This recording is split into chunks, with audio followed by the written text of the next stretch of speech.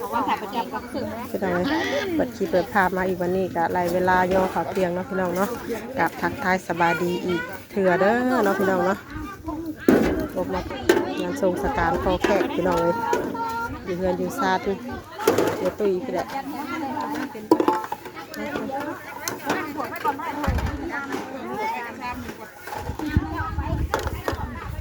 มือสุดท้ายแล้วพี่น้องเราคนแขกคนกับมาหลายพี่น้องเลยเมื่อนี้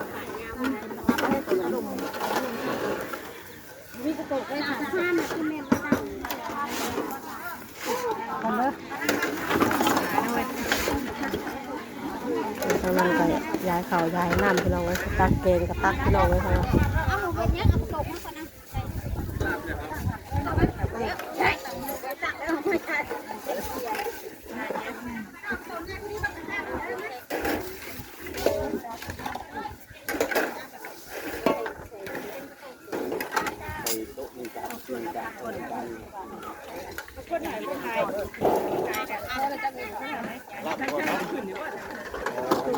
ไว้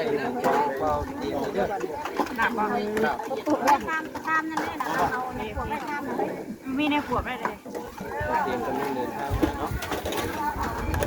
ที่แรกขนาดนั้นข้ามขวดข้ามนี่เราไม่ขวดนี่ไงกระโตกไปนี่ไงกระโตกบ้างกระโตกนะทักโบ้กดดิกระโตกไปนี่บ้างได้หันทักเนาะนั่นแหละมันเลื่อนใส่ใส่ก็เก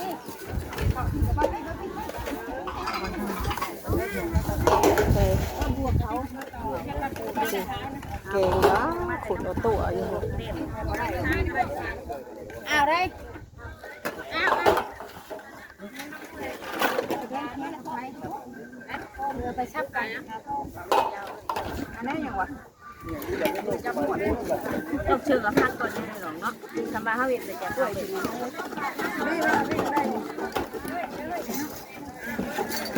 มันพักมันยาวปวดกันว่าไม่ว่าไม่ไปนะระกระตุกมีหัวเขาเลยกระตุกนี่แอนไลน์มาดูนะเก่งต้องมาใส่อันนี้เราเนี่ยอ๋อเดี๋ยวจะเหยนะกระโตกแล้วกระโตกก็ไม่เงินขวงคือยังอยู่ขวงลาบโอ้เด็กไปปิ้งดีเที่ยวเลยนะปิ้งดีเที่ยวเลยทะเลตักลาบอย่างเดียวเด็กตักเกงกับอยู่มุมไผ่มุมมันเลย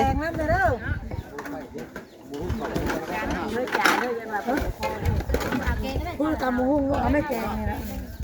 ตำมะฮงอยู่ทั้งพุ่นเองเฮ้ยอะไรคือทั้งพุ่นตำมะฮงลองนะทางสาวทอง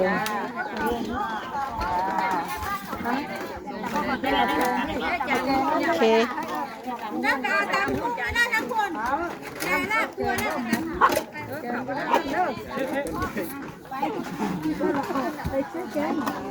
ลาบคนแก่พวกมันอุ้ย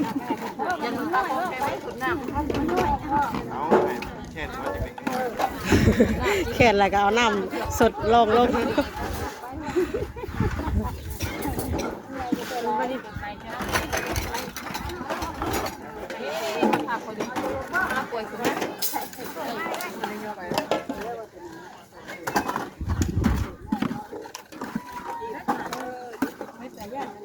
บ้านใจกล้าไม่ได้ลงไปบ้านใจกล้า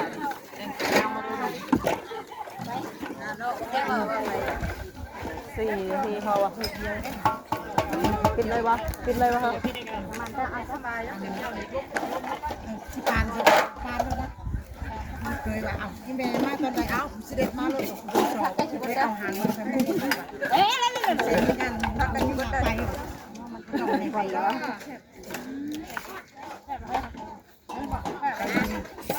ได้หัวเธอหนึ่ง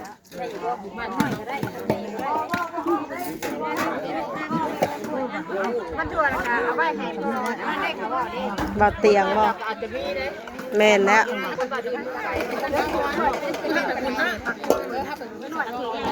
เ กินมาฮอดจะมาบุญจักเด้อ ทางเบิด2-3ลาบ จักน้ำไหลนี่ เก่งเอาของ โอ้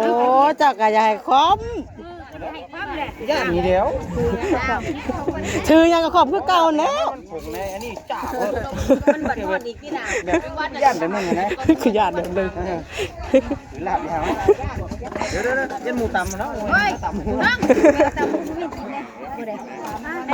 เอามาแม่กินบัดนั่นได้โอ้ยถึงตำบ่เฒ่ามันแซ่บได้แต่ว่าคนตำเนาะเครื่องมันยังบ่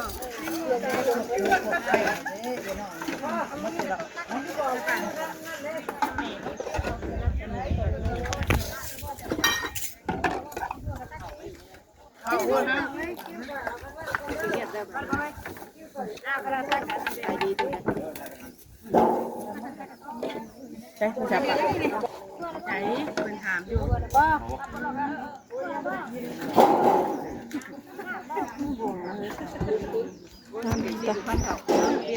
เก่งก็ยังหลายแล้วเฮ้ย บ่วงมา หรือว่าใหญ่ขั้นละทัวบ่ นี่หนัก เตาเพิ่นเทมมาเลยตอนประเดชท่านนั้นได้เนาะตอนประเดชยังบ่ทันได้มีเตาเทมบัดนี้รุ่นนี้มีเตาเทมนํคู่นะครบแล้วว่าบัด แต่ว่าตอนนั้นน่ะพ่อบ่ได้ตอนนั้นน่ะจบกันไปรอบใช่ป่ะยังบ่พ่อได้บ่เท่าได้เดี๋ยวมื้อคนอันกับบ้านอันแน่ไปแล้ว ตำหูอยู่ทางมุมนั้น ด้วยว่าพอดมันได้สิไป ยุ่มอยู่เสาทองจำตับกะเดี๋ยวแซ่บเป็นแซ่บแล้วเอา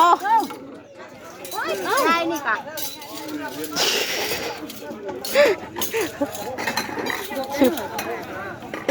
เดือดบ่เดือดได้สิกินเอาตั้งที่ไหนจกเข้ามานี่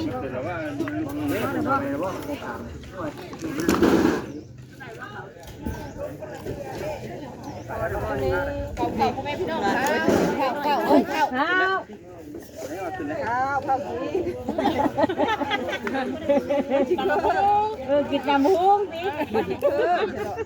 จับอะไรเดี๋ยวนั้น จังแล้ว เก่งแล้วเลย แกง เอาไป จะดวงก่อนได้ละบวงเดี๋ยวก็ได้ชนะตักนี่ได้จักแข่งคนดีกระบวงใช่รอบงได้ว่าแต่นั่นหันตัวตัว เอามา แต่บัดเดียวบงงูหมายหมายอยู่ยักษ์ น้ำพอได้ แกงกินมิแต่ฮอดแต่น้ำได้บัดบ่ฮอดแกง ยาหรอก งานได้อยู่คู่ วิตีอยู่น้ำพอไปงอแงใส่พออีกเลยตื่นนอนใหม่นอนโบเต็มตารถ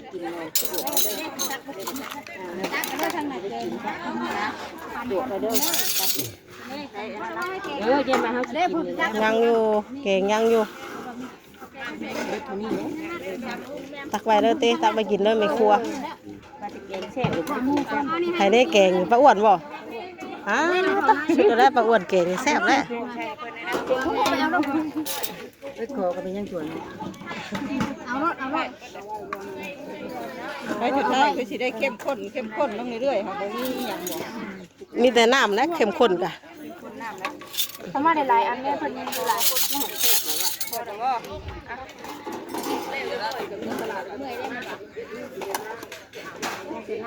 ี่น่ารักนะลูกเอาแล้วเอา2อันก็พอ ใช่บ่ เอามาหลับนะ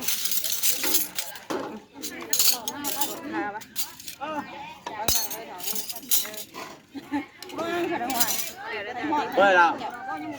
ยังอยู่ ไป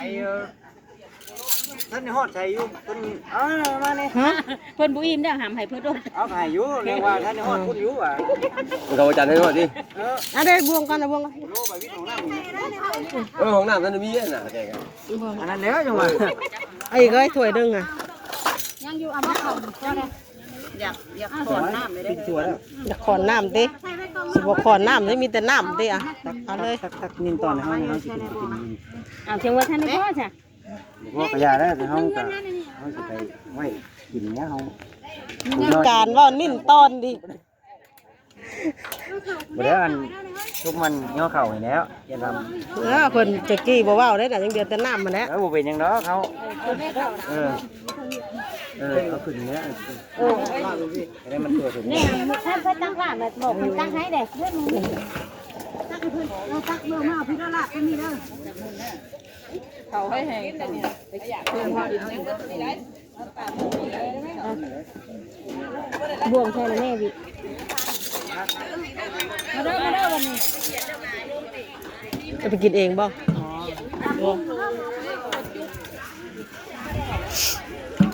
อันนั้นเข่าเนาะ สบักคือกันกับอ้ายกับว่าลงกันเลย ชิดนะบักชีนี่คือบักชีเห็ดเฮือนมาเฮือน คือกันก็เบาจันเด้คือกันว่าเอาอยู่ทักพริกทักถือเลย เอ้าหน่องเบาจัน ไก่แค่นะบักจันแล้วก็บักชีตัวแกงอิน โมนี่เก็บหัวจัน เพราะว่าคือว่า คือแล้วเอาว่าอยู่บางเทื่อก็ต้องเบิ่งก่อนได้เบิ่งคักๆก่อนได้จังทักนะ ดาวนาน่าจะให้ผัดแก่ว่าว่า อ้าวมันแก่อยู่แต่เบิ่งหลังๆมันก็อยากคืออยู่แบบเบิ่งคล้ายๆเบิ่งแบบข้างๆเบิ่งหลังๆนะมันแบบคือกัน เด็ดทำเดิม เดี๋ยวไปได้ลูกแกงเนี่ย คุณแม่ยืนในสวน คนแห่เนาะ ขึ้นคนชำวาไซนั่นมันยังเดือดแต่น้ำเลยซ้ำไซนะ เดือดแต่น้ำบัดนี้นะ มันเป็นยังไง ซ้ำไซนะพอแห้งติบ้าบ่กล้าเอาตักบ่อีร้องเข้มข้นนี่ เพราะว่าบุมิจรมันไป แม่แม่ทอดอันว่าอันหมักเกลือบ่ได้ค่ะ มาถวย อ๋อเนาะคนตักก็สุดยอดคนตักก็คนไปไวๆก็ยังบ่เบิด นักเป็นบ่ ตักเป็นเลยดิ ที่ได้เขาเปลี่ยน บอก หน้าทั้งตอนดิ เขาเปลี่ยนเมื่อคืนนี่ ชามที่ถ้วย คืนนี้บาชิยู แต่ผู้อยู่กับไม่ได้กินตอน บาชิยูฮอดต้มกับเปียกหลานสาวเจ้านั่นโอ้ยเมื่อยเลยแม่ย่ากะยั่วแล้วก็วิวๆบ่นำเงินช่วยแม่ย่าแน่กะมื่นตาเบิ่งซื่อเอาเงินได้แล้วก็เมื่อเสยเฮ้ยอันยังเฮ้ยอันนั่นนะเฮ้ยเอ็นมันนะเฮ้ยแกงที่น่ะแซ่บๆเลยเอ็นเลยอ่อนๆเอ็นงัวน่ะแซ่บ เออพ่ออยากได้แกงอีก เด้อแกงเด้อ คนนึงแล้วเหรอคนเนาะ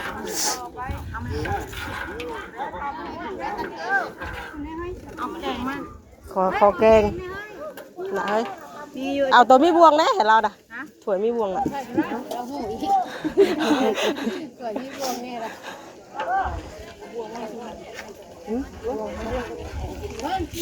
นี่คือเบียร์ว่านะ เรื่องนี้แล้วบูน่ะ ท่านจะกินบ่ กินแม่โตกันขอมากินหลังถึงง่อยพี่ แนวแหละแนวประมาณนั้นแหละเขาเบื่อลายเอาตัวบ่ ได้หน่อยใช่คือเต็ม น้องทางคนก็รับประทานอาหารกันอยู่ทางคนตามทางนั้นอีกตามโฮมไม้โฮมตอกกับคนก็เต็มอยู่หลายขนาดได้ทางคนอีก ไปก็ได้บัดไปกินข้าวให้ดอง แกงให้ได้ ไปกินนี่ไส้ขึ้นไปกินนี่ไส้นะ เอาบ่ให้เพิ่นเอ้ย คนกับมาลายก็สมควรเลยมือนะ อยู่ดาเจเด้อ อยู่ลายเจแบบว่าเลิศเล่ากวางนะเลิศเล่ากวางเลยผู้พุ่นก็มีแล้วก็ผู้ข้างพุ่นอีกตามผมดีแต่ว่าเลิศสถานที่เฮ็ดเพิ่นนั่นกวางเนาะตั้งสะอาดสะอ้างเลยดีเนาะทำคือทางในพุ่นนั่นโอ้ยบ่มีฮอดบ่อนสิจุพื้นจุไผเลยนี่นั่นโลกคักอะดี คือว่านั่นก็ย่อกระซ้ำนี่ขึ้นแต่มากินนี่อ้าวใหญ่มากินเยอะขึ้นมานี่มากินมันแล้วกินนี่เฮ้ย จุ่มให้จุ่มมันนะบัดนี้พี่น้องเอ้ยหลายเวลารับประทานอาหารเลย เขาว่าไม่ก็เบียร์ได้เลยว่ะ ข้าวละพักก็กินกาแฟกินนี่เนาะมันต้องเป็นบ่ยากบัดนี้เอาไปคอกาแฟนะมันเป็นน้องนิ้วมาไปเดี๋ยวตามไปไปนอนเนาะวันนี้ก็เดี๋ยวน้องวีกับสิคอโตไปกิน กินข้าวกินน้ำก่อนพี่น้องเอ้ยบัดนี้กินข้าวกินน้ำแล้วก็จะได้เตรียมตัวเอาอันนั้นเนาะพี่น้องส่งผู้ใดพี่น้องเอ้ยส่งสการพากันผู้ใดไปป่าผู้ใดพี่น้องเอ้ยบัดนี้นะกินข้าวกินน้ำแล้วกับตอนบ่ายนี่ก็จะได้เคลื่อนเนาะพี่น้องถ้าพี่น้องไอ้คลิปนี้กับแม่น้องวีกับสิขอจบใบสักนี้ก่อนเนาะพี่น้องเนาะเดี๋ยวพอๆกันในคลิปต่อไปเด้อพี่น้องเดี๋ยวพอๆกันในคลิปต่อไปคลิปนี้กับขอเก่าค่ะมาสบายดีเบิกทุกคนเด้อ กินได้บุรีนะ